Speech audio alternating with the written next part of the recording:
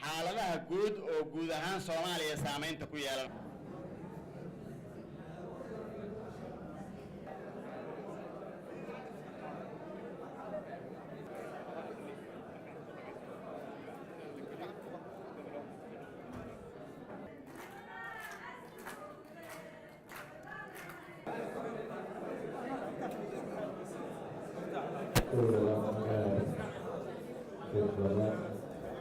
أي بس كل دول على أروح كنا بس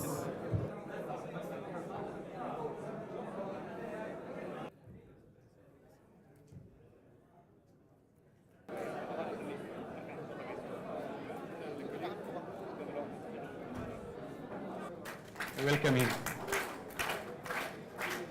The signing of today is very significant for African Union, but also AMSOM, who are on the ground in Somalia, to provide as our mandate a conducive environment for the Somali people themselves to negotiate.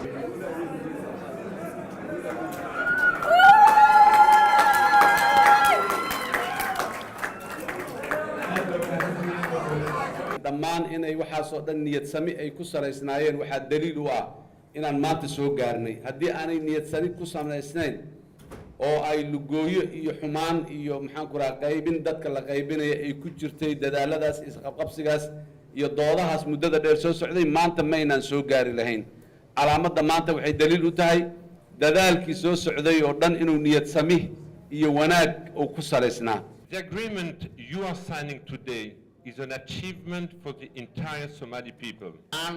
bogaadin oo uga bogaadinayaa madaxweynaha waa arrin gundhiga oo cadaynaysa in ay diyaar u tahay inay arrintan idinku galab gasho. It is absolutely key that interim regional administration be set up by the end of the year if we want to bring the country to election in 2016. Hence the importance of this agreement.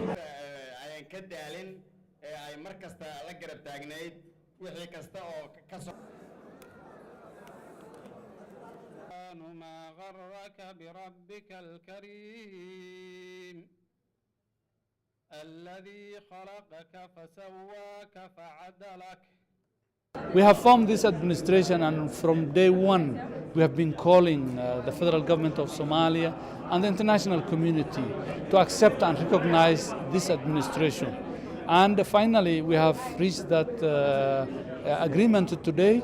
We have reached an interim administration agreement with the United Nations, with the Somali government, and as well as supported by the whole international community, as you have witnessed today. Today is a historic day, and I am really happy to be part of this historic day. And it will be written again and again the day we started negotiation peacefully without shedding a blood. waxay tahay oo maamulka aan uga tanaasulnay labadeena dhinacba ummadeena dhimanayso oo baaba'ayso in dhibaatada laga bixiyo waxaan kaloo u tanaasulnay wax konkureeda oo dawladda ogasho oo isku raacsay beesha caalamka ay taageerayso in uu noqdo maamulka kale ee IGA oo dawladdan hore u aqoonsatay beesha caalamkana ay u aqoonsatay asagana xuquuqda aan ku leenahay deegaanaan inaan ka helno.